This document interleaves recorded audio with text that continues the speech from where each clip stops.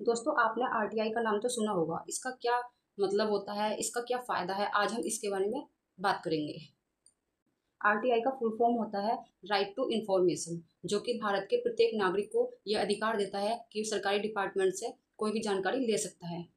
आप अपने घर बैठे सरकारी डिपार्टमेंट से कोई भी सूचना प्राप्त कर सकते हैं और वो मना भी नहीं कर सकता। आरटीआई का मतलब इतना ताकतफुल ये हमारे भारतीय नागरिकों को अधिकार दिया गया है कि सरकारी विभाग में क्या हो रहा है, कुछ भी जानकारी एक आम नागरिक ले सकता है। यदि आपको सूचना नहीं दी जाए, जानबूझकर देरी की जाए, तो आप सेंट्रल इंफॉर्मेशन कमीशन में जाकर भी अपील कर सकते हैं, यानी कि शिकायत कर सकते हैं। आरटीआई के अंतर्गत आप इस तरह की सूचना प्राप्त कर सकते हैं, जैसे कि कोई भी सड़क बनाने में कितना पैसा लगा है, या राष्ट्रपति भवन में कितना खर्च हुआ है, या कोई भी ऐसी जानकारी जो आपको चाहिए सरकारी डिपार्टमेंट से रिलेटेड, वो आप आरटीआई के थ्रू मांग सकते हैं। या किसी सरकारी योजना के बारे में भी आप आरटीआई के थ्रू जानकारी मांग सकते हैं। लेकिन एक बात का ध्यान रहे, आप आरटीआई के थ्रू किसी बेसिक सूचना की मांग नहीं कर सकते जिसके प्रकाशन से या सार्वजनिक होने से देश की सुरक्षा खतरे में पड़ जाए।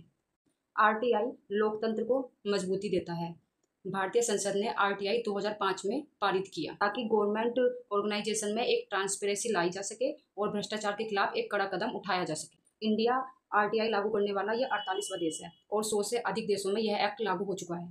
भारतीय संविधान के आर्टिकल 19 में आरटीआई एक फंडामेंटल राइट्स है। आरटीआई एक ऐसा एंटी करप्शन टूल है जिसने बहुत से मेजर स्कैम से पर्दा उठाया है, जैसे कि Adarsh society scam, 2G scam, Commonwealth Games scam. इसलिए हम कह सकते हैं यह एक्ट वाकई में इंडिया के सिटीजन को एम्पावर्ड किया है।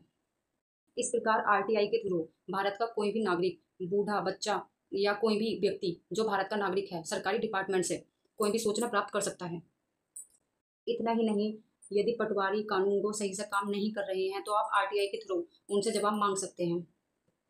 इस प्रकार आरटीआई एक गवर्नमेंट और जनता के बीच में ट्रांसपेरेंसी का काम करती है और भ्रष्टाचार के खिलाफ बहुत बड़ा कदम उठाया जा सकता है। इस प्रकार की वीडियो के लिए आप मुझे फॉलो करें।